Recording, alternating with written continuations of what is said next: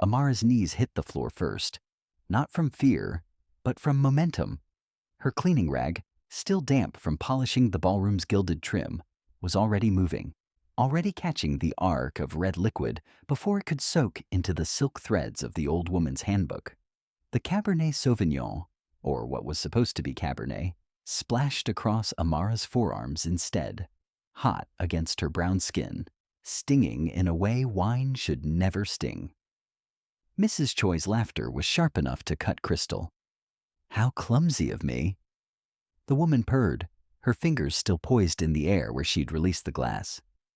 Her gown was winter white, her smile colder. "I thought the Park family could afford better help. Or at least, cleaner help." The ballroom of the Park Imperial Hotel had gone silent. Not the comfortable silence of wealth, but the predatory kind. The kind that preceded bloodshed. 200 guests in tuxedos and evening gowns stood frozen, champagne flutes suspended mid-toast, eyes darting between the spectacle and the balcony above.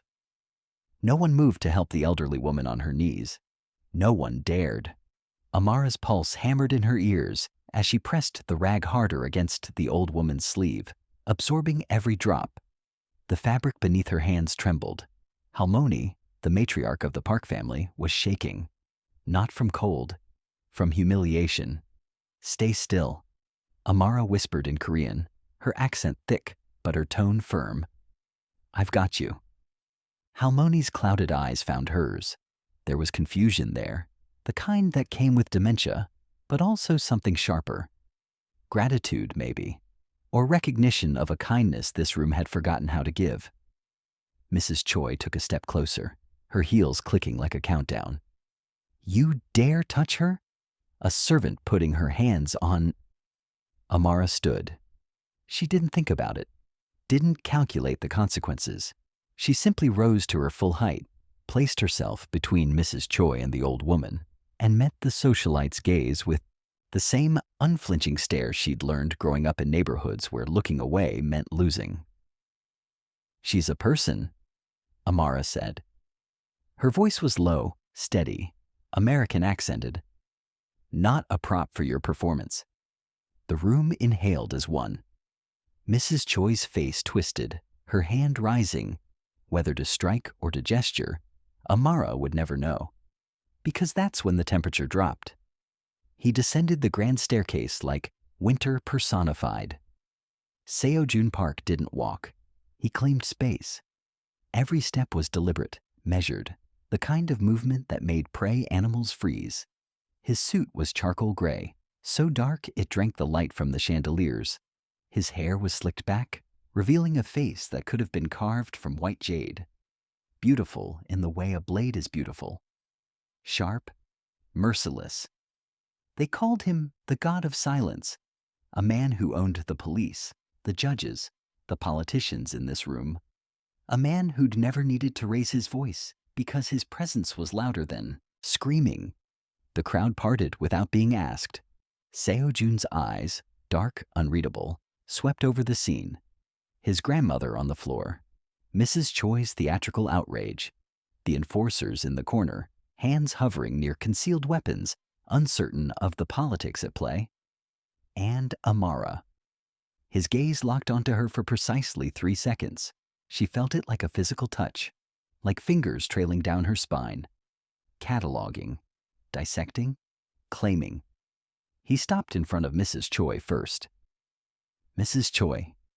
His voice was a baritone that seemed to emanate from the floor itself, resonant and inescapable. "Your husband's construction contracts with the Park Corporation. They expire at midnight tonight." The woman's face went white. "Seo-Jun, I was only..." "They will not be renewed." It wasn't a threat. It was geology. A fact of nature. Mrs. Choi's financial empire crumbling in a single sentence. She opened her mouth, closed it, then fled toward the exit with whatever dignity she could. Salvage. Her entourage followed like debris in a current. Seo-Jun didn't watch her go. He was already moving, already kneeling beside his grandmother, with a gentleness that seemed impossible from a man his size. He helped her to her feet, murmured something in Korean too soft for Amara to hear, then guided her toward a side exit where his personal guards waited. Amara exhaled, started to step back, started to disappear into the wallpaper the way good help was supposed to. His hand closed around her wrist, not violently, but absolutely. Seo-Jun turned, and suddenly the 6 inches between them felt like negative space. She could smell his cologne, something dark and woody, cedar maybe, with an undercurrent of smoke. His thumb pressed against the inside of her wrist, and she realized with a start that he was checking her pulse. "Do not wash that cloth," he commanded, not requested, commanded, "and do not leave this room." What? His eyes dropped to the wine-soaked rag, still clutched in her other hand. Under the ballroom's golden light, the liquid glistened strangely, almost iridescent. The skin on her forearms where it had splashed was starting to itch. Seo-Jun's jaw tightened. "Mr. Kang." He didn't raise his voice, but a man in a black suit materialized at his elbow. "Clear the room. Lock the doors. No one leaves until I have names." "Yes, Director." The crowd began to murmur, confusion rippling into panic. The guards moved with military precision, herding guests toward checkpoints, checking identification. Amara's heart kicked into overdrive. "Sir, I don't understand." "You saved her life." Seo-Jun released her wrist, but didn't step back. If anything, he leaned closer, his presence overwhelming. That wine was poisoned, contact toxin, designed to absorb through skin and induce cardiac arrest within 30 minutes. The room tilted. "You absorbed most of it." His gaze traveled down her arms, clinical now, assessing. "How do you feel?" "It burns. A little. I thought it was just..." He was already moving, phone to his ear, barking orders in rapid Korean. "Medical team? Toxicology? Containment protocol?" Amara looked down at her hands. The rag was smoking. Actually smoking. Tiny wisps of vapor rising from the fabric as whatever chemical compound Mrs. Choi had disguised as wine began to react with the air. "Oh God." "Sit." Seo-Jun guided her, commanded her, into a chair. His hands were firm on her shoulders, pressing her down. "Do not touch your face. Do not touch anything." A woman in a white coat appeared with a metal case. She cut away Amara's sleeve with scissors, swabbed her skin with something that stung worse than the original burn, then injected her with a syringe full of clear liquid. "Chelation agent," the woman explained in English. "It'll bind to the toxin, help your kidneys flush it. You'll need to stay for observation." Amara nodded numbly. This wasn't real. This couldn't be real. She'd come to Seoul to pay off her father's medical debt, to work invisibly in the background of other people's wealth, to survive. Not to intercept an assassination attempt. Seo-Jun was speaking to Mr. Kang now, his tone glacier cold. "Pull the security footage. Find out who had access to the service bar in the 30 minutes before the toast. Cross-reference with known associates of the Choi family, and find out who sent Mrs. Choi tonight. She's not smart enough to plan this alone." "Understood." The medical team finished their work and stepped back. The ballroom was nearly empty now, just guards and staff, and the handful of people deemed essential to the investigation. Seo-Jun crouched in front of Amara's chair, bringing himself to eye level.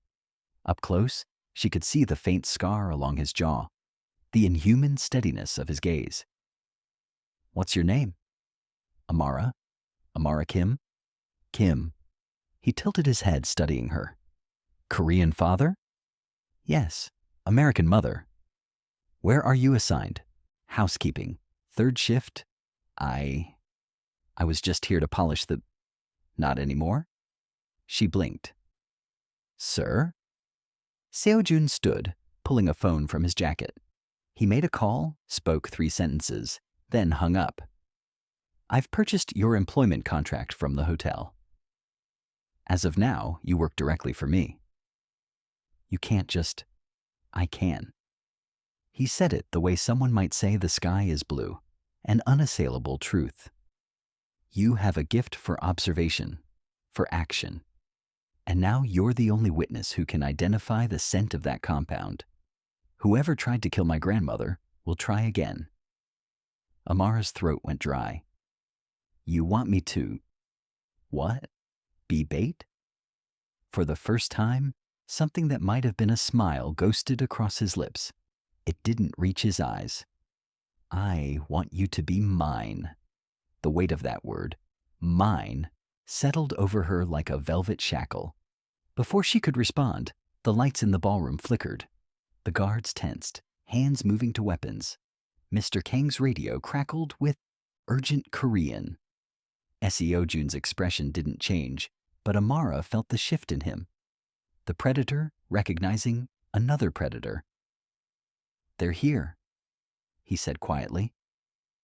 Who? He reached inside his jacket and pulled out a handgun. The silencer was already attached.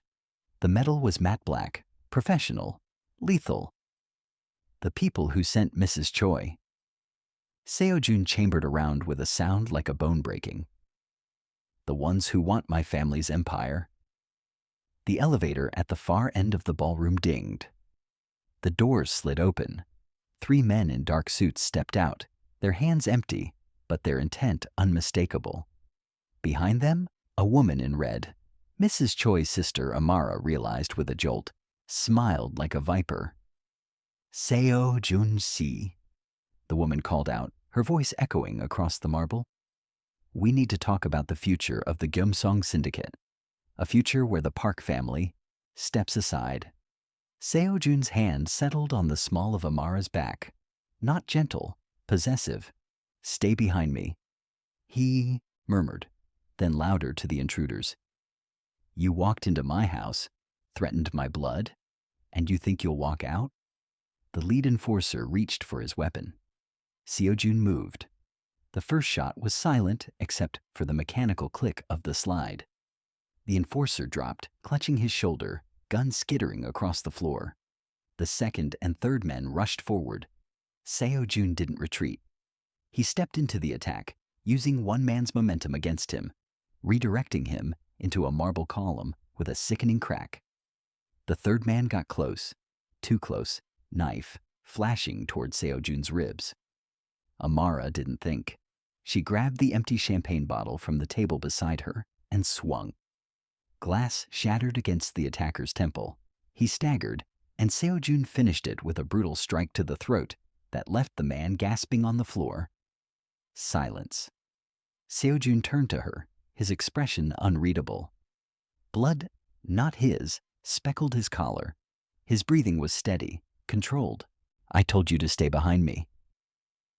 You're welcome, Amara shot back, adrenaline making her bold. The woman in red was already retreating into the elevator, fear finally cracking her composure. Seo-Jun let her go. He pulled out his phone, made another call. Mr. Kang? Traced the sister. I want to know who's funding this coup by dawn. He ended the call and looked at Amara. Really looked at her, like he was seeing something he hadn't expected to find. You didn't run. She didn't have an answer. Her hands were shaking now, the bottle's neck still clutched in her fist. Seo-Jun took the glass from her gently, set it aside, then caught her chin between his thumb and forefinger. The touch was firm, grounding. In this world, Amara Kim, there are wolves and there are sheep. You were supposed to be invisible, forgettable. His thumb brushed her jawline, a gesture that felt both threatening and intimate. But you're not, are you? She couldn't breathe, couldn't look away. I don't understand what's happening. You will. He released her, but the ghost of his touch remained. Because you don't have a choice anymore. You've been seen. And in my world, being seen means you're either protected or eliminated. The elevator dinged again. This time, it was Mr. Kang with a team of cleaners and medics. Seo-Jun straightened his cuffs. his mask of control sliding back into place. Take Miss Kim to the estate.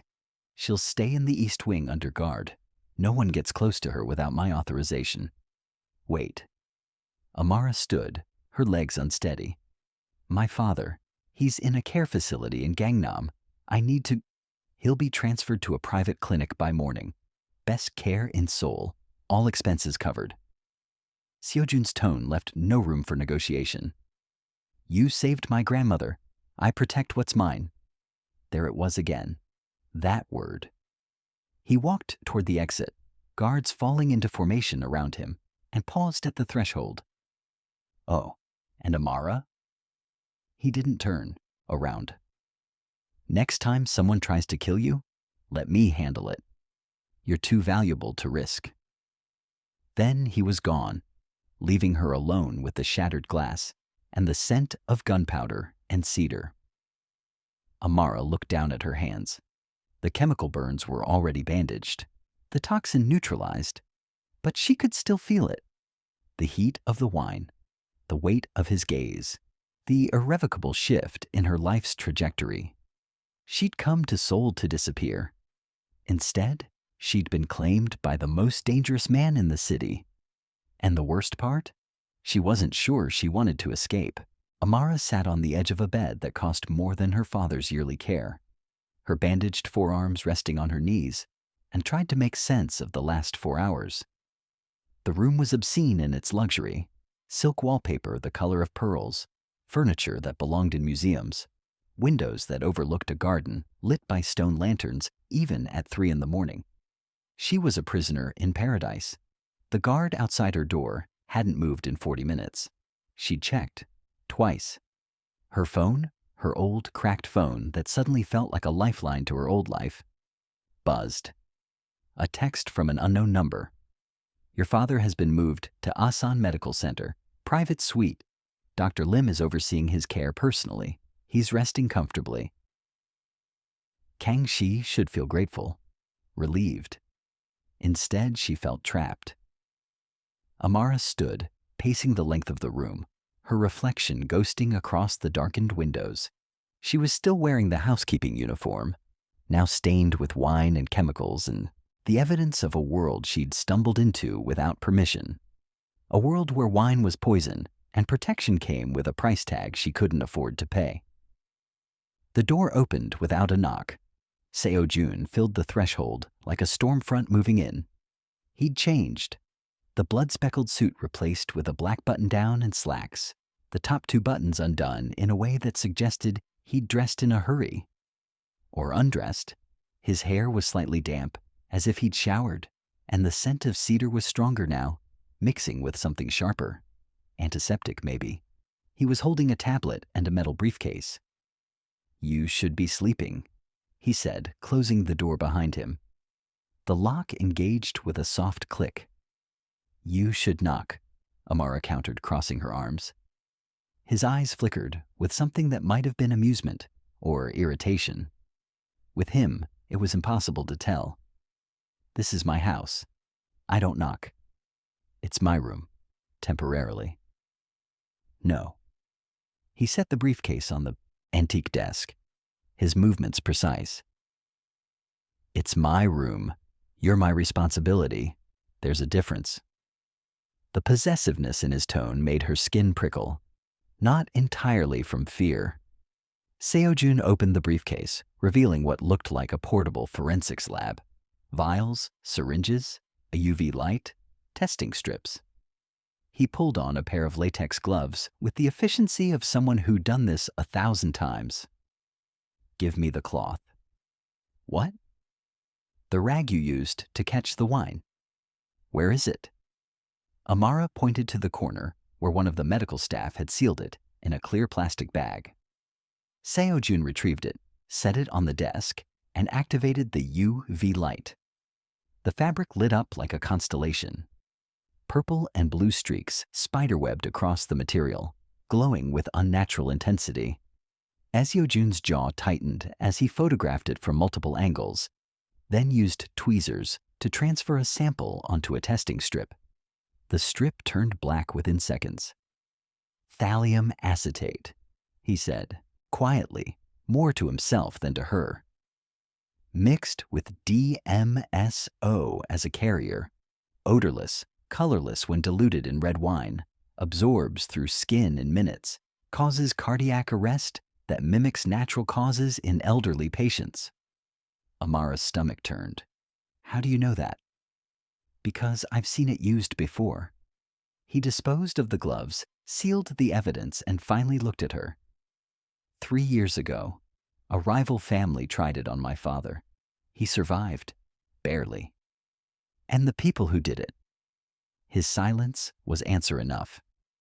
Seo-Jun crossed to where she stood, moving into her space with that same deliberate intensity.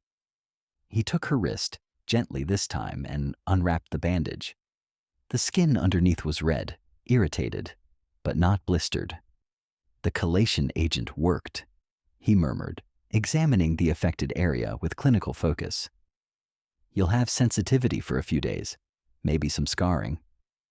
Small price for not dying, I guess. His thumb traced the edge of the redness, and she felt that touch everywhere. You shouldn't have been there, shouldn't have intervened. Your grandmother is trained to handle poisons. She has a taster, protocols. Seo-Jun's eyes lifted to meet hers, and the intensity there stole her breath. You had none of that. You just moved. What was I supposed to do, watch? Yes. The word was heavy, final. In my world, watching is how you survive. Acting is how you die. Amara pulled her hand back. Then maybe I don't belong in your world. Too late. He said it with the certainty of a man who'd never been wrong. You're already in it. The question is whether you'll learn the rules or become a casualty. She wanted to argue, to tell him he couldn't just buy people, couldn't reorganize lives like chess pieces. But the truth was, he could. And he had. Seo-Jun returned to the briefcase, pulling out a sleek black folder. He opened it on the bed between them. A contract, she realized. Pages of dense Korean text with English. Translations in the margins. This is your new employment agreement, he said. You'll be listed as my grandmother's personal companion. Salary is here. He pointed to a number that made Amara's vision blur. With housing, medical coverage for you and your father, and a security detail. A security detail. Non-negotiable. He flipped to another page. You'll live here, in the estate. You'll accompany my grandmother to family events, help manage her care, and, most importantly, you'll report anything unusual directly to me. You want me to spy on your own family? I want you to stay alive. The correction was sharp.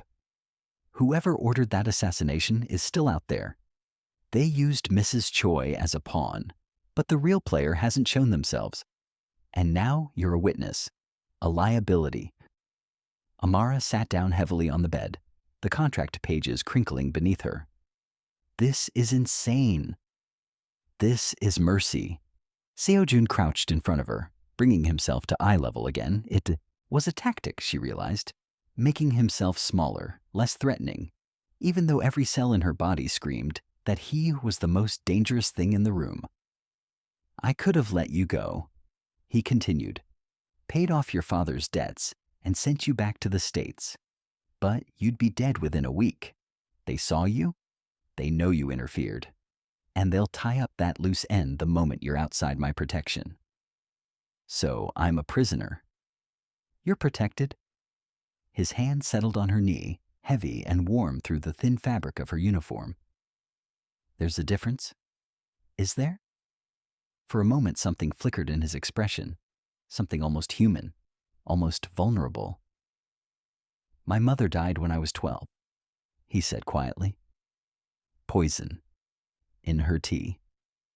The investigation ruled it an accident, but I knew better. I was too young to stop it, too weak to protect her. His fingers tightened slightly. I'm not weak anymore. The rawness in his voice caught her off guard. This wasn't the untouchable, crime lord, or the ice-cold executive. This was a man who'd built an empire on the foundation of a child's helplessness. "I'm sorry," Amara whispered. "Don't be." He stood abruptly, the mask sliding back into place. "Just sign the contract. Choose to live." She looked down at the pages, at the number that could save her father, give her a life she'd never dreamed of, at the gilded cage being offered with both hands. "And if I say no?" Seo-Jun walked to the door, paused with his hand on the handle. "Then I'll have you escorted to the airport with enough money to disappear, and I'll send flowers to your funeral when they find you." He wasn't bluffing. She could hear it in the flatness of his tone. "I'll need a pen?" she said. He pulled one from his pocket, heavy, expensive, probably worth more than her old laptop, and held it out. Their fingers brushed as she took it. Amara signed her name on the designated line, the ink bleeding into the paper like a blood oath. Seo-Jun collected the contract, his expression unreadable. "Welcome to the family, Miss Kim." "I'm not family. I'm an employee." "You're mine." He corrected her for the third time that night. "And in the Park house, that's the same thing." He moved toward the door again, and Amara found herself speaking before she could think better of it. "Why?" He stopped. "Why go through all this? The contract, the protection, moving my father. You could have just, I don't know, paid me off, made me sign an NDA." Seo-Jun looked back over his shoulder, and in the low light of the room, his eyes were black as obsidian. "Because when you threw yourself between my grandmother and that wine, you didn't hesitate, didn't calculate. You just acted." He turned fully now, taking a step toward her. "Do you know how rare that is? Selflessness in a room full of vipers?" She couldn't answer, couldn't breathe. "I've spent 15 years surrounded by people who want something from me. Power, money, access. But you?" Another step. "You wanted nothing. You just saw someone in pain and moved to stop it." He was close enough now that she had to tilt her head back to maintain eye contact. "That kind of instinct can't be bought," Seo-Jun murmured. "It can only be protected, cultivated, kept." His hand rose, and she thought he might touch her face. Instead, he reached past her and pulled a small object from the nightstand. A panic button, she realized. Red and inconspicuous.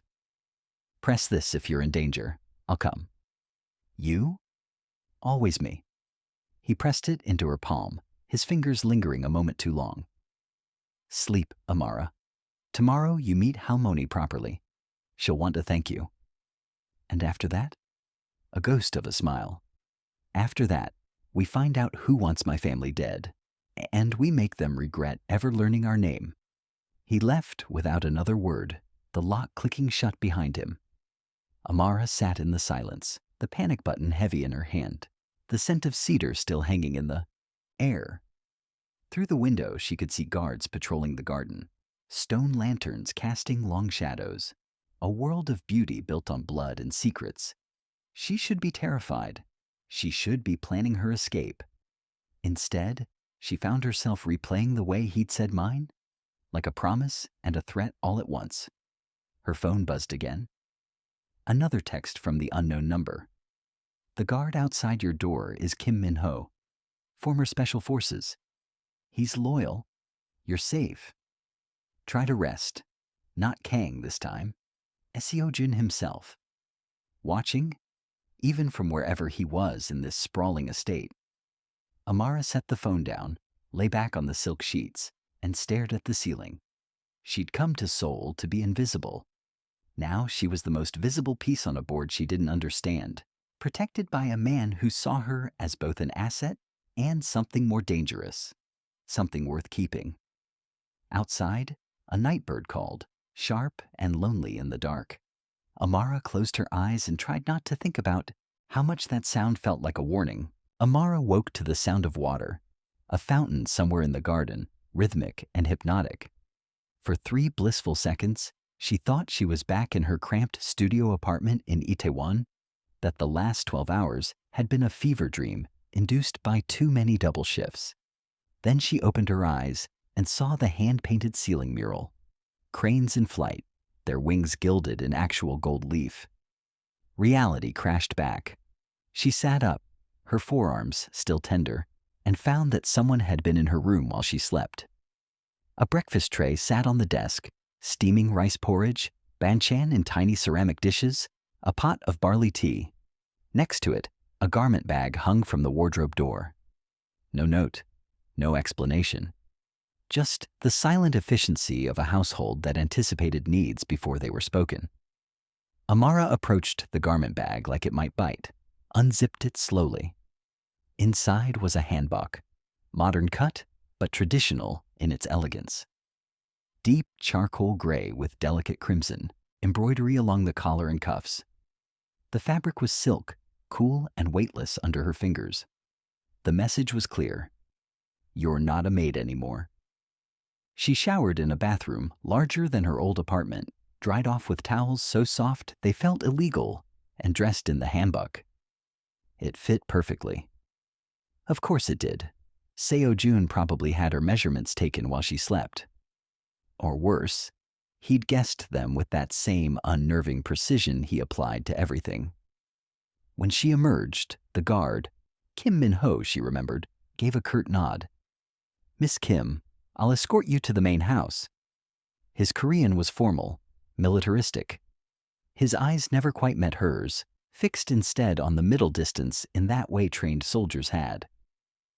"Where exactly am I going?" "Halmoni has requested breakfast with you. In the garden pavilion." Not a request. A summons. They walked through corridors that felt like museum exhibits, scrolls in glass cases, porcelain vases from dynasties she couldn't name, photographs of stern-faced men in suits who'd built this empire on foundations she was only beginning to understand. Staff passed them in the halls.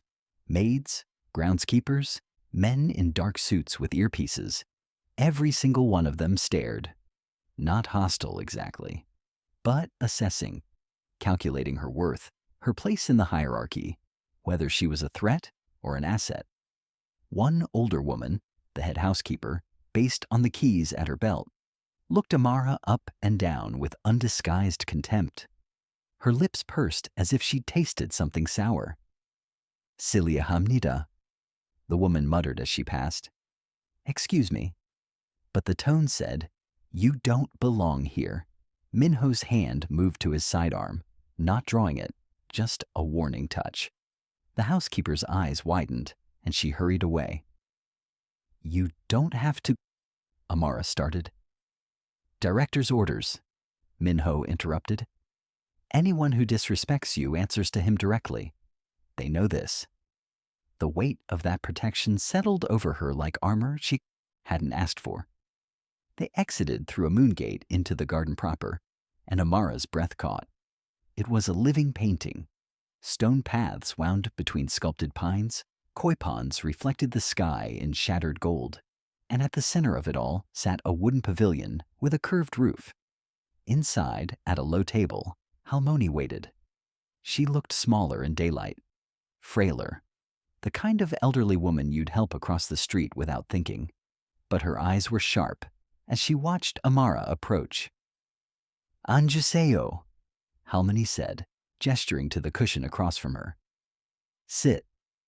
Amara knelt carefully, mindful of the hanbok's skirt. Up close, she could see the faint tremor in the old woman's hands, the way her gaze would drift and then snap back into focus. Dementia, but not constant. Waves of clarity and fog. Right now, she was clear. "You're the one who saved me," Halmoni said in Korean, slow enough for Amara to follow. Yes, Halmoni." "Why?" The question caught her off guard. "Because you were in danger. You didn't know me, didn't owe me anything." The old woman poured tea with steady hands, the ritual precise. "In this house, people don't act without reason, without gain." Amara accepted the cup, the porcelain warm against her palms. "Where I come from, you don't need a reason to help someone." Halmoni studied her for a long moment, then smiled, soft and sad. "You're very far from home, aren't you, child?" The kindness in her voice cracked something in Amara's chest. She nodded, not trusting her voice. "My grandson bought your contract." "Yes." "Do you know what that means? In our world?" Amara met her gaze. "It means I'm owned." "No." Halmoni set down her cup. "It means you're protected. There's a difference, though. Seo-Jun forgets that sometimes." She reached across the table, her papery hand covering Amara's. "He's a hard man. Had to be after what happened to his mother. But he's not cruel. Not to those he claims." "I don't want to be claimed." "Then you shouldn't have been extraordinary." The old woman's smile widened. "Ordinary people disappear in this house. Extraordinary ones. They become part of the foundation." Before Amara could respond, a younger woman approached the pavilion, mid-30s, tailored Western suit, hair in a severe bun. She bowed to Halmoni, then turned assessing eyes on Amara. "This is Secretary Yoon," Halmoni said. "She manages the household operations." "Miss Kim." Yoon's English was flawless, her tone professionally neutral. "I'll be coordinating your schedule and responsibilities. Director Park has outlined your duties." "Which are?" "Primarily, you'll attend to Halmoni's needs, accompany her to family functions, ensure she takes her medications on time." Yoon pulled out a tablet, scrolling through what looked like a military operation disguised as a care plan. "You'll also attend weekly security briefings," Director Park insists. "Security briefings?" "You're a witness to an attempted assassination. You need to understand threat assessment." Yoon said it like it was obvious. "Your first briefing is in 20 minutes. Amara looked at Halmoni, who was calmly eating rice porridge as if this were all perfectly normal. "I thought I was here to keep her company." "You are," Yoon replied. "But in this family, companionship and survival are the same skill set." The security briefing took place in what Seo-Jun called the operations room, a bunker beneath the main house that looked like it belonged in a spy film. Wall-to-wall monitors displaying camera feeds from every angle of the estate. A conference table with embedded touchscreens. 3 analysts in headsets tracking something. Seo-Jun stood at the head of the table, now in full corporate armor, 3-piece suit, tie, hair perfectly styled. He looked like he could buy and sell countries before lunch. He didn't smile when Amara entered. "Sit." She sat. Mr. Kang was there too, along with 2 other men she didn't recognize. All of them watched her with varying degrees of curiosity. Seo-Jun activated the main screen. Security footage from the gala appeared, multiple angles of Mrs. Choi approaching Halmoni, the wine glass, Amara's intervention. "This is the moment you became a target," Seo-Jun said, his tone clinical. He zoomed in on Amara's face. 3 cameras caught you clearly, which means everyone in that room knows who you are." He switched to another image, a dossier. Her dossier. Amara Kim, 26, American citizen, Korean father, entered the country 6 months ago on a work visa. Father currently in treatment for stage 3 lymphoma. His eyes flicked to her. "Am I missing anything?" "My favorite color?" She shot back, defensive. "Blue. You wore a blue scarf in every photo on your social media before you deleted your accounts 2 days ago." She deleted them during a sleepless hour at 4 a.m., paranoid about being found. He'd already seen them. "Mr. Kang," Seo-Jun continued, "brief her on the Choi family." Kang stepped forward, pulling up a family tree that looked like a criminal organization chart. Because it was. The Choi family controls shipping and logistics on the southern ports. They've been rivals with the Park family for 3 generations. The current head, Choi Dae-jung, has been trying to consolidate power by marrying into political families. Kang highlighted a name. His wife, the woman you encountered, is his third. Trophy wife, expendable. She tried to kill Halmoni for her husband? No, Seo-Jun said. She tried to kill Halmoni because someone paid her to. Someone who benefits from destabilizing my family. He pulled up another image, a man in his 50s, handsome in a weathered way, smiling at a charity gala. Park Min-soo, my uncle, my father's younger brother. Amara's stomach dropped. Family? In name only. Seo-Jun's expression was carved from ice. He believes he should have inherited control of the Geumseong Syndicate when my father died. Instead, it went to me. He's been bitter ever since. You think he ordered the hit? I know he did. I just can't prove it yet. Seo-Jun zoomed in on the uncle's face. He's been making moves, quiet ones, buying loyalty, making promises. If Halmoni had died, the family would fracture. The younger members would question my leadership. He'd position himself as the stabilizing force. A coup, Amara whispered. A slow one, the kind that looks like politics until it's too late to stop. Seo-Jun closed the image and turned to her fully. That's why you're here. Halmoni trusts you. The staff will talk around you, thinking you're just the help. You'll hear things, see things. You want me to spy on your own family? I want you to survive long enough to testify when I finally have him arrested. The correction was sharp. You're a witness, Amara. That makes you valuable, but it also makes you a target. One of the other men, spoke, older, scarred. Director, with respect, keeping her here is a risk. If your uncle discovers, he already knows. Seo-Jun pulled up another image. This one from that morning. Amara in the garden with Halmoni, taken from a long distance. Telephoto lens. Someone had been watching. This was uploaded to a private server 40 minutes ago, Seo-Jun said. My uncle's server. He knows exactly who she is and where she's staying. The room went cold. Amara's hands clenched under the table. Then I should leave. Go somewhere he can't.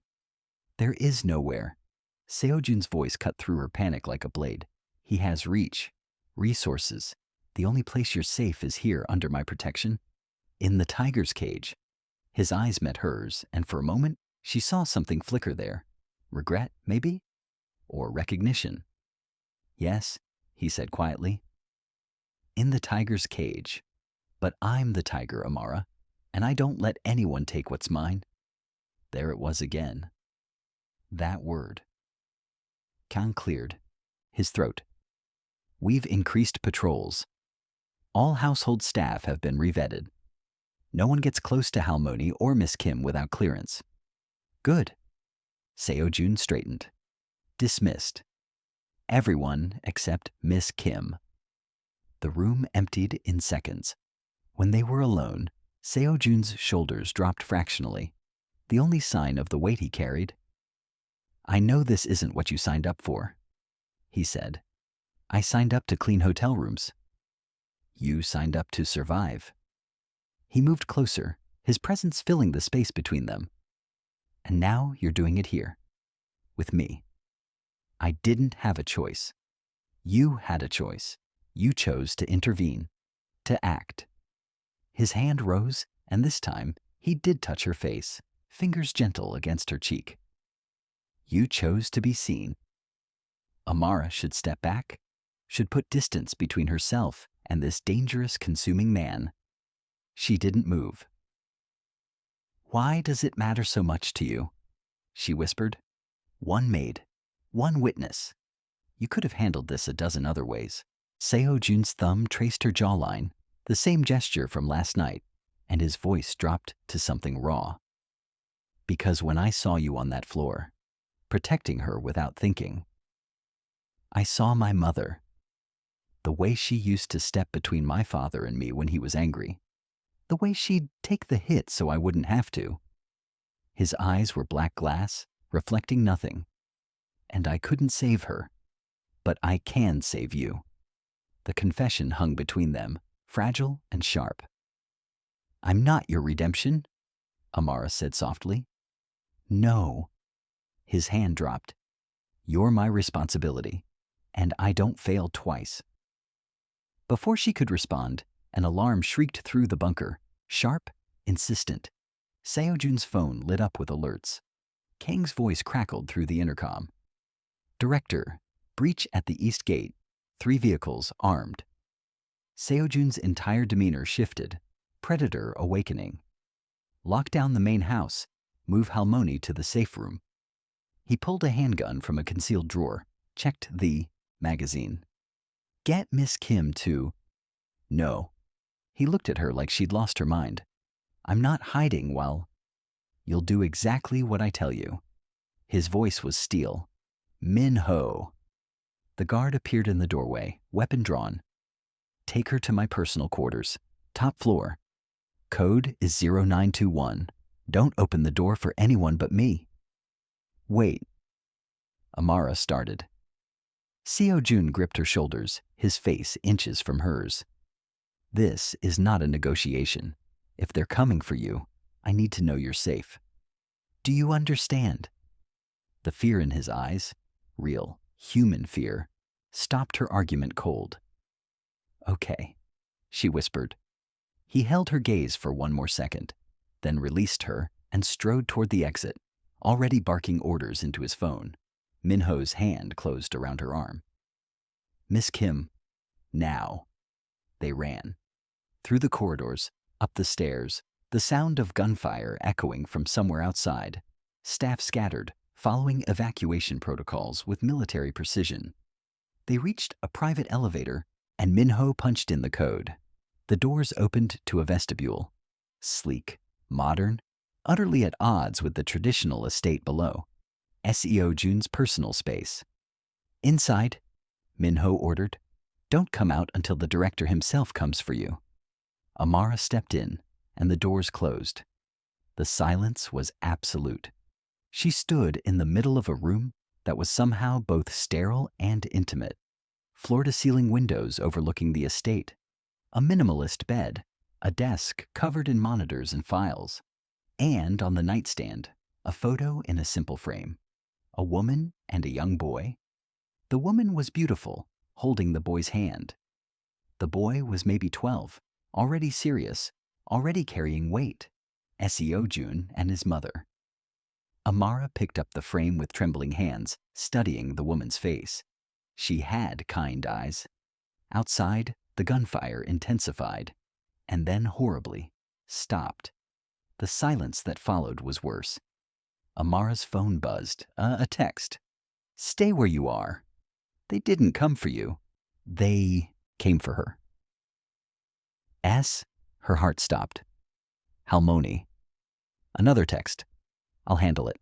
Don't move." But the next sound she heard was footsteps in the hallway outside. Heavy, unfamiliar. And then a voice, smooth, cultured, speaking Korean through the door. "Miss Kim, I know you're in there. My nephew has excellent taste in hiding spots, but predictable habits." A pause. "My name is Park Min-soo. I believe we should talk." Amara backed away from the door, her hand fumbling for the panic button Seo-Jun had given her. She pressed it and prayed the tiger would come in time. The panic button pulsed once in Amara's palm. A silent confirmation that the signal had been sent.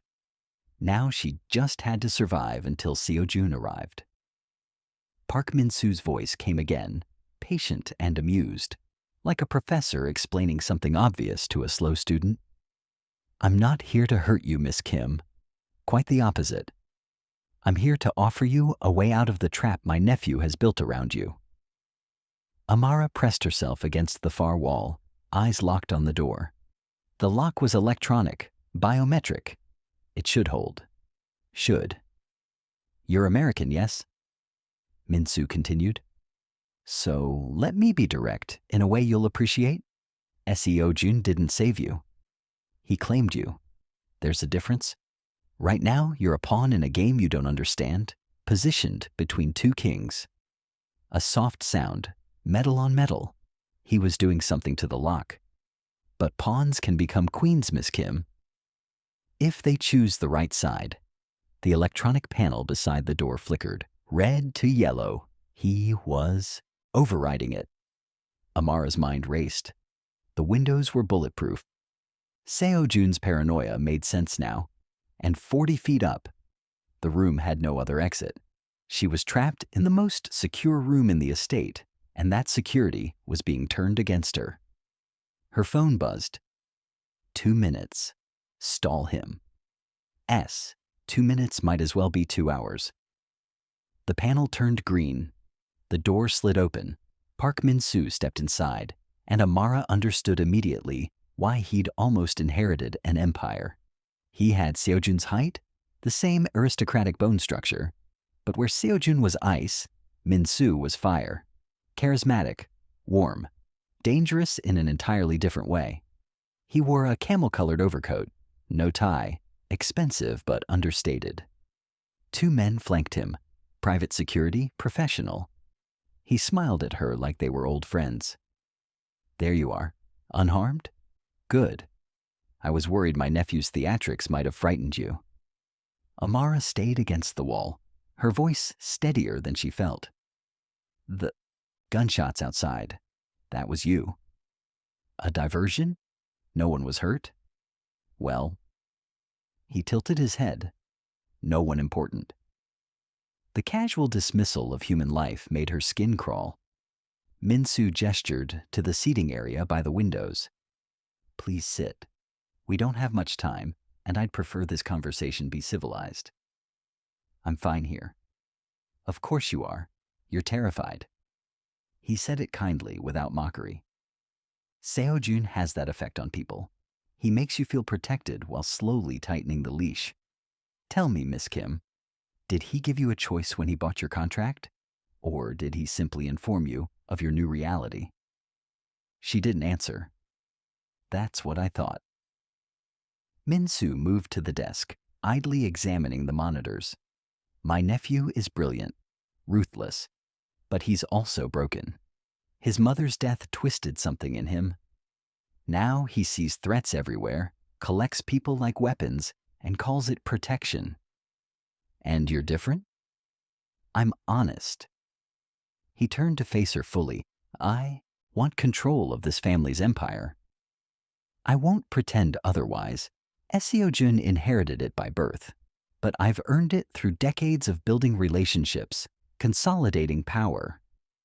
The only thing standing between me and what should be mine is his stubborn grip and that old woman's blessing.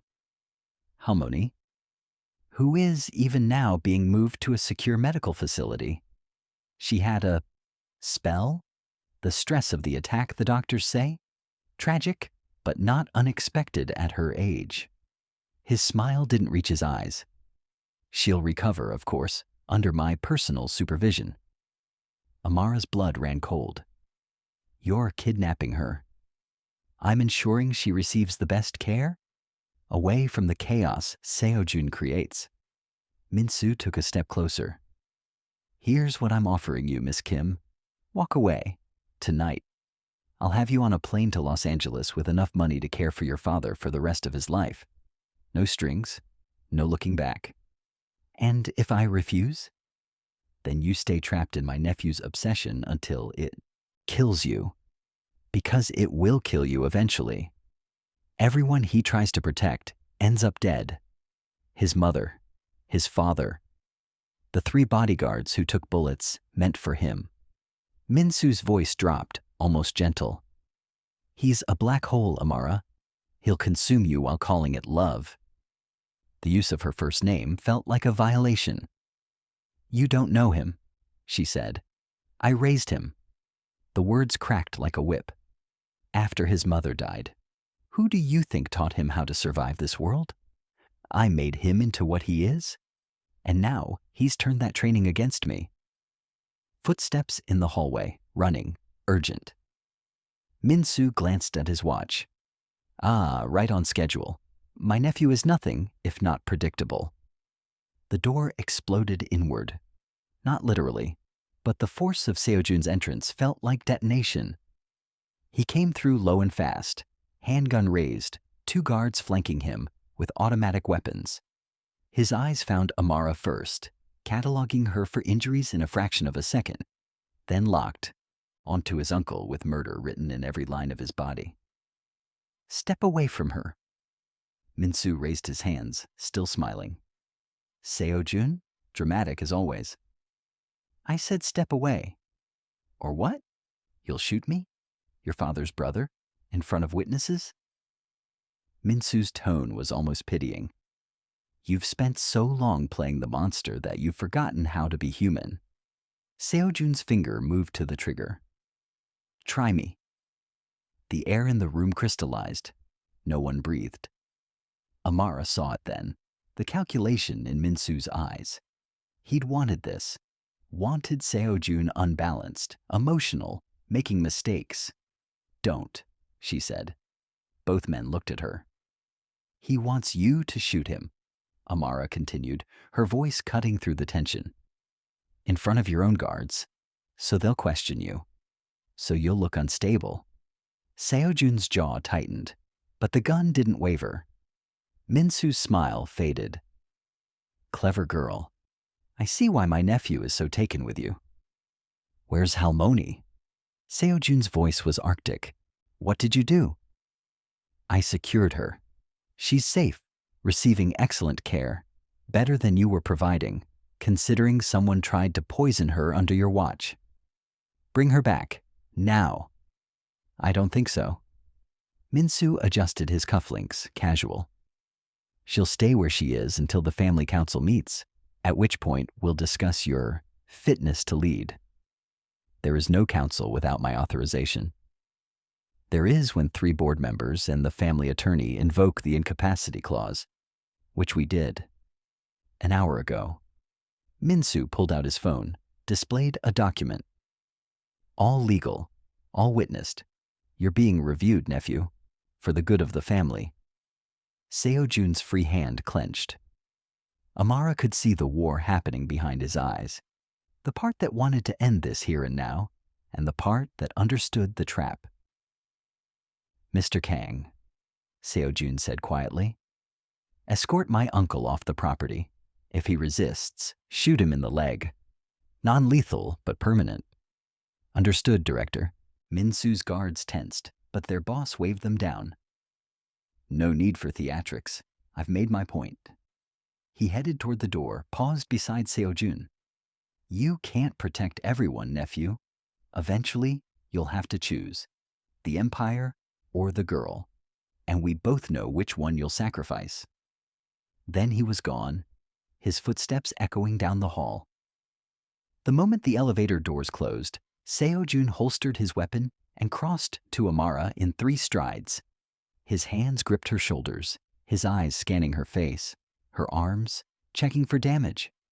"Did he touch you?" "No, I'm fine." "Did he threaten you?" "He offered me money to leave." Something flickered in Seo-Jun's expression. Fear, maybe? Or the expectation of betrayal? "I didn't take it," Amara said quickly. His grip loosened fractionally. "Why not?" "Because—" She stopped. Why hadn't she? A week ago, she would have taken the money and run. But now, "Because Halmoni needs help," she finished. "And you can't do this alone." The vulnerability that crossed his face was so raw it hurt to witness. "I'm going to get her back," he said, "whatever it takes." "How?" "If the council is legal, I'll make it illegal." He released her, already moving to the desk, pulling up files on the monitors. "Kang, I need financials on every council member. Find the leverage, gambling debts, affairs, tax evasion, I don't care. I need ammunition." "On it, Director." As Seo-Jun's fingers flew across the keyboard, his mind already 3 steps ahead. Amara watched him work, saw the machine he'd become. Efficient, merciless, alone. She moved to stand beside him. "Tell me what to do." He looked at her like she'd spoken a foreign language. "What? You said I'm part of this now, so use me? What do you need?" For a moment the mask cracked completely. Seo-Jun reached up, touched her face with a gentleness that contradicted everything about him. I need you to stay alive, he whispered. That's all, just stay alive. Not good enough. Amara covered his hand with hers. I didn't survive poison, and your uncle's recruitment speech just to hide in a room. Halmoni trusted me, so tell me how to help her. The war in his eyes resolved into something like respect, or recognition. All right? He pulled up a photograph, a woman in her 40s, elegant, cold. Lee Ji-hai, family attorney. She's the one who filed the incapacity claim. She's also the one person my uncle can't fully control, which means she's vulnerable to persuasion. What kind of persuasion? The kind that comes from someone she doesn't see as a threat. Seo-Jun's eyes met hers. My uncle was right about one thing. In this world, I'm the monster. Everyone expects me to be ruthless. But you? His thumb traced her cheekbone. You're an outsider, an unknown. You can get close in ways I can't. You want me to convince her to drop the claim. I want you to make her understand that backing my uncle is a death sentence. He pulled up more files, financial records, encrypted emails. She's not loyal to him. She's ambitious. Show her that her ambition has a better chance of surviving on my side. It was manipulation, pure and calculated. It was also their only play. When? Amara asked. Tonight. There's a charity gala at the Shilla Hotel. She'll be there. So will half the family. Seo-Jun closed the files, turned to face her fully. I'll get you in. Minho will shadow you. But the approach, the conversation, that's all you. What if I fail? You won't. He said it with absolute certainty. Because you don't know how to be anything but honest. And in a room full of liars, that's the most powerful weapon you could have. Amara wanted to believe him. Wanted to believe she could do this. But the doubt must have shown on her face, because Seo-Jun leaned in, his forehead nearly touching hers, his voice dropping to something intimate and dangerous. I've spent 15 years building walls, Amara, keeping people out, keeping myself in control. His breath was warm against her lips. And then you walked into my world and shattered everything. You made me care, made me feel, and I hate it. I hate how much I need you safe. Seo-Jun? But I won't apologize for it. His hand slid to the back of her neck, holding her in place. You're mine. Not because I bought you, because you chose to stay, and I will burn this entire city down before I let anyone take you from me. It should have terrified her. Instead, it felt like a promise. Before she could respond, his phone buzzed. He checked it, and his expression hardened back into steel. The council meets in 72 hours. That's how long we have. He stepped back, the distance between them suddenly professional. Secretary Yoon will prepare you for tonight, dress, backstory, everything you need. And you? A ghost of a smile. I'll be doing what I do best. Reminding people why they fear me. He headed for the door, his guards falling into formation. Seo-Jun, Amara called. He stopped. We'll get her back. Halmoni, I promise. He looked back over his shoulder, and for just a second, he looked like the boy in the photograph, vulnerable and desperate for something to believe in. Don't make promises you can't keep, Amara. Then it's a good thing I keep mine. The smile that crossed his face was real this time. Small, but real. Then he was gone, and she was alone in his private sanctuary, the scent of cedar and gunpowder lingering in the air. Amara walked to the window, looked out over the estate, the gardens, the guards, the empire built on blood and secrets. 72 hours. She'd come to Seoul to save her father. Now she was fighting to save a family that wasn't hers, for a man who terrified and captivated her in equal measure. The rain started, soft at first, then building to a downpour that blurred the city lights into watercolor. Somewhere out there, Halmoni was trapped in Minsu's web, and Amara was the only one who could walk into that web without triggering alarms. She picked up her phone, texted Seo-Jun. "I'm ready. Tell me what to wear." His response came immediately. Red. Like the wine that started this. Show them you're not afraid to bleed. Amara smiled despite herself. The pawn was learning to play, and the game was just beginning. Amara stepped out of the black Mercedes, and the camera flashes hit like gunfire. Paparazzi lined the red carpet, shouting questions in Korean she pretended not to understand. Beside her, Minho moved like a shadow, his hand hovering near the concealed weapon at his hip. The dress Seo-Jun had chosen was a masterpiece of psychological warfare. Blood-red silk that clung to her curves before flowing into a dramatic train. The neckline was high, almost modest, but the back plunged to her waist. Her hair was pulled into an elegant updo, exposing the column of her throat. Diamond earrings, borrowed from the Park family vault, caught the light like shattered stars. She looked like she belonged. That was the point. "Miss Kim." A reporter thrust a microphone forward. "Is it true you're Director Park's new companion? What happened to—" Minho's glare shut the man down mid-sentence.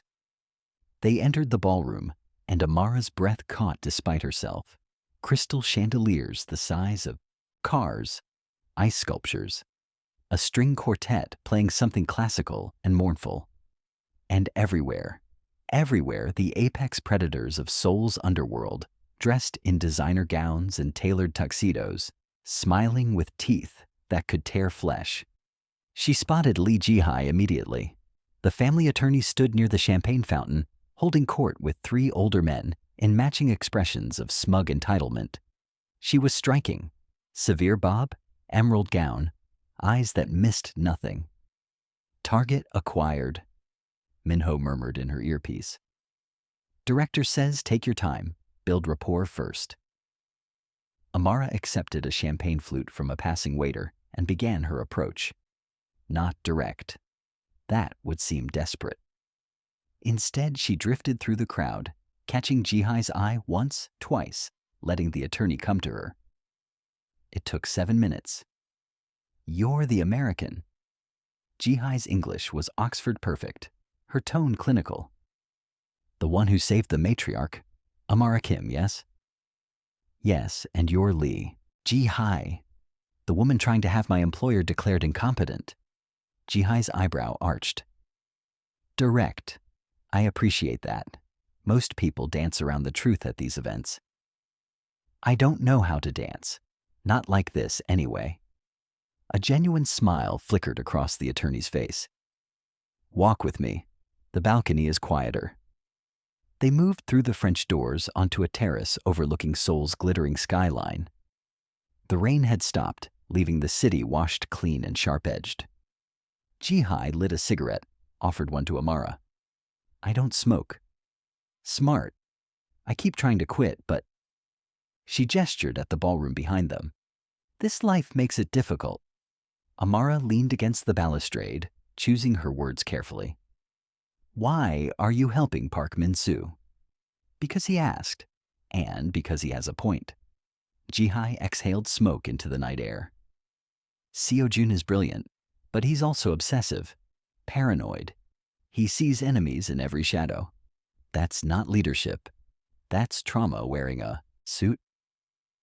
"He has reason to be paranoid. Someone tried to kill his grandmother." "Someone is always trying to kill someone in this family. It's background noise." Ji-hai turned to face her fully. "You seem intelligent, Miss Kim, so let me be frank. You're a weakness, Seo-Jun's first real weakness in 15 years.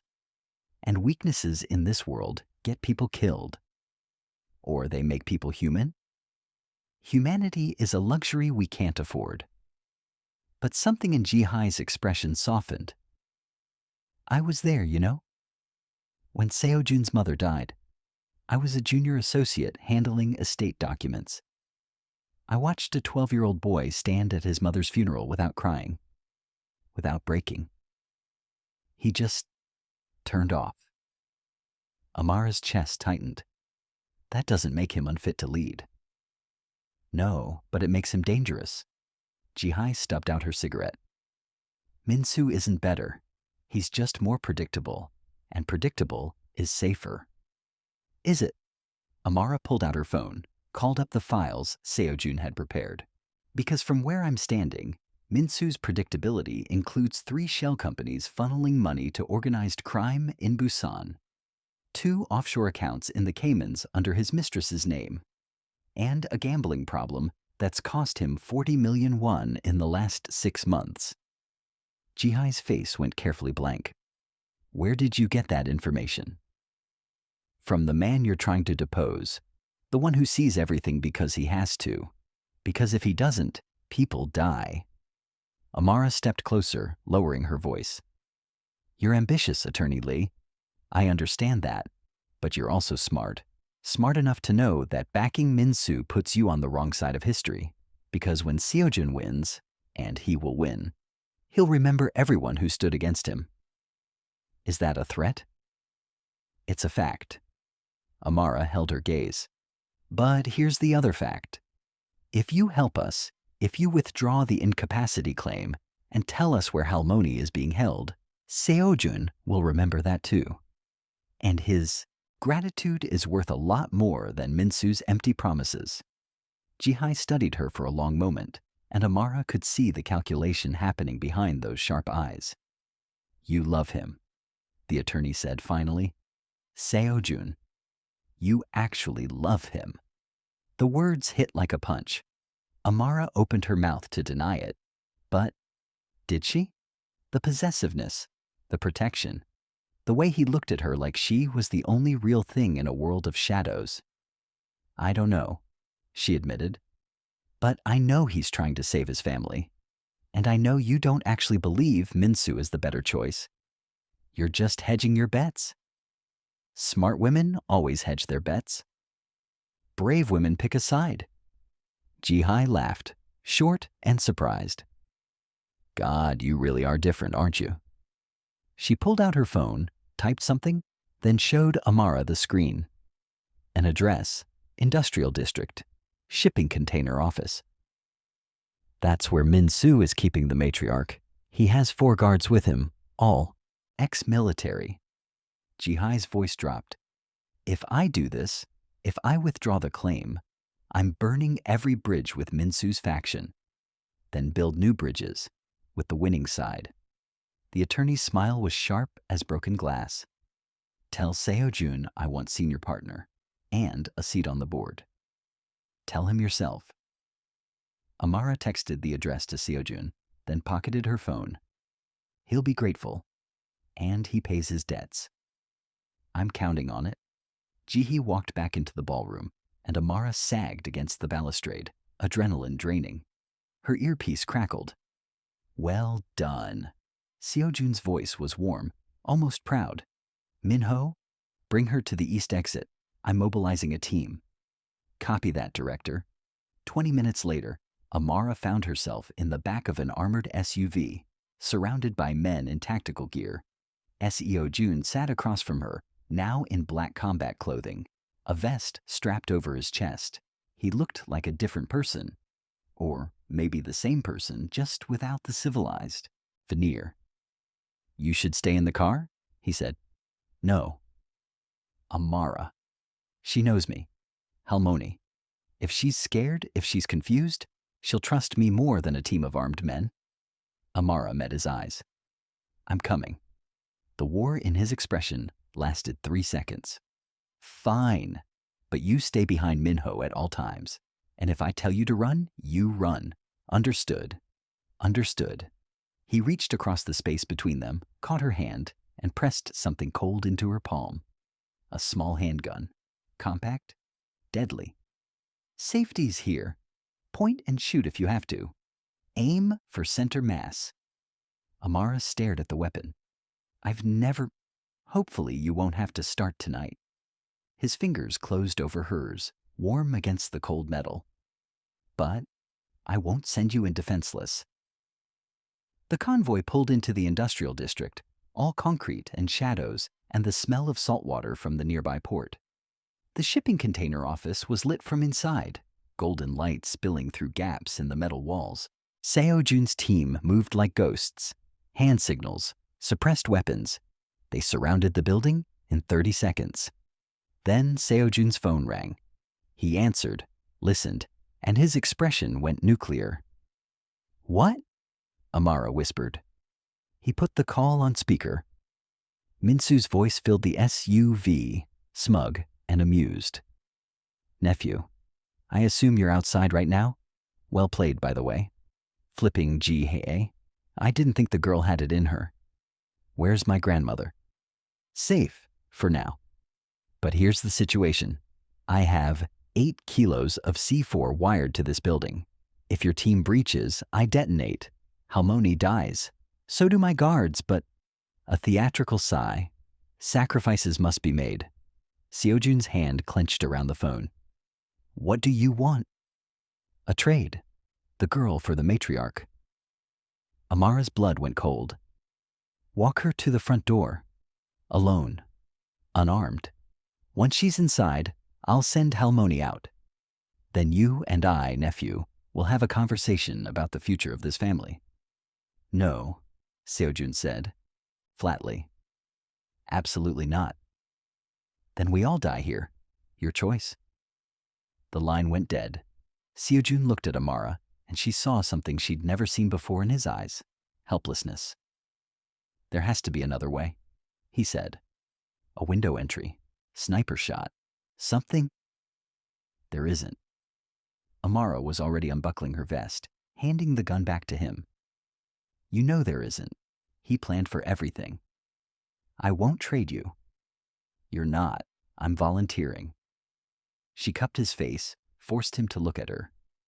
"This is what you taught me, remember? Observation, psychology. Your uncle thinks I'm weak, a pawn. He'll underestimate me. He'll kill you." "He'll try." She smiled, braver than she felt. "But I'm harder to kill than I look. And I have something he doesn't." "What?" "You. Coming to get me." Seo-Jun pulled her into a kiss, desperate and claiming, and nothing like the controlled man she'd known. It tasted like fear and fury, and something too raw to name. When he pulled back, his forehead rested against hers. "If you die, I'll burn the world." "Good thing I don't plan on dying then." She climbed out of the SUV before she could change her mind. The walk to the container office felt like miles. Her heels clicked on concrete. The wind carried the smell of rust and the sea. Behind her, she felt Seo-Jun's eyes tracking her every step. The door opened before she reached it. Minsu stood in the threshold, backlit and smiling. "Miss Kim, brave and foolish, I respect that. Where is she?" He stepped aside, and Amara saw Halmoni, tied to a chair, bruised but breathing. The old woman's eyes widened when she saw Amara. "Foolish girl," Halmoni whispered in Korean. "You should have run." "I don't run from family." Minsu laughed. "Family? You've known her 3 days." "Long enough." He gestured for her to enter. The moment Amara crossed the threshold, 2 guards grabbed her arms. She didn't fight. Not yet. She cataloged the room instead. The explosives, wired to the support beams. The detonator in Minsu's pocket. The positions of the 4 guards. And the steel tea kettle on the desk, still steaming. Minsu pulled out his phone, called Seo-Jun. "I have her. Send in 2 men to collect the matriarch. Unarmed. Any tricks," and I pushed the button. 5 minutes later, Halmoni was being carried out by Minho and another guard. The old woman reached for Amara as she passed, but the guards kept moving. Then it was just Amara, Minsu, and his team. "Now," Minsu said pleasantly, "we wait for my nephew to make his inevitable mistake. He'll try something heroic. The building will explode, and I'll walk out of here the tragic survivor of Seo-Jun's recklessness." "You'll kill your own nephew?" I'll eliminate a threat. Semantics. He poured himself tea from the kettle, utterly at ease. You know what your real mistake was, Miss Kim. Believing that love matters in this world, that protecting someone makes you strong. It doesn't. It makes you weak. Amara's hand drifted to the small of her back, where the gun Seo-Jun had given her was still hidden, because she'd lied about returning it. You're right, she said softly. Love does make you weak. She pulled the gun and shot the detonator out of his pocket. The explosion of plastic and electronics made the guards shout, weapons swinging toward her. But Amara was already moving, grabbing the tea kettle and hurling the boiling water into the nearest guard's face. He screamed, dropping his weapon. The container wall exploded inward. Seo-Jun came through like divine retribution, shooting with surgical precision. One guard down. 2. The third tried to use Amara as a shield, but she dropped low, and Seo-Jun's bullet found its mark. Min-soo ran for the back exit. Seo-Jun let him go because Kang was waiting outside, weapon raised. The older man stopped, hands slowly rising, the reality of his failure finally sinking in. It's over, Seo-Jun said quietly. You've lost. Min-soo turned, and the charisma was gone. Just a bitter, aging man who'd gambled everything and lost. You'll regret this, he spat. The family will accept what I tell them to accept. Seo-Jun's voice could have frozen oceans. You're done. Kang, take him to the authorities. I have recordings of everything. Conspiracy, kidnapping, attempted murder. He'll die in prison. As Kang led Min-soo away, Seo-Jun finally turned to Amara. She was shaking now, the adrenaline crash hitting hard. The gun slipped from her fingers. He caught her before she could fall. You lied, he said into her hair. You kept the weapon. I told you I don't run from family. His arms tightened around her. You're insane, reckless. You could have died. But I didn't, because you came, like I knew you would. He pulled back just enough to look at her, and the emotion in his eyes was devastating. I love you. The words came out rough, like they'd been dragged from somewhere deep. I don't know how. I don't know when. But I love you, Amara Kim, and I'm done pretending I don't.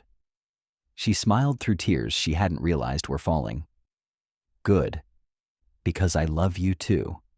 Even though you're bossy and possessive and terrifying. Especially because I'm those things. He kissed her there, in the wreckage of his uncle's ambition, surrounded by tactical teams and the smell of gunpowder. And it felt like coming home.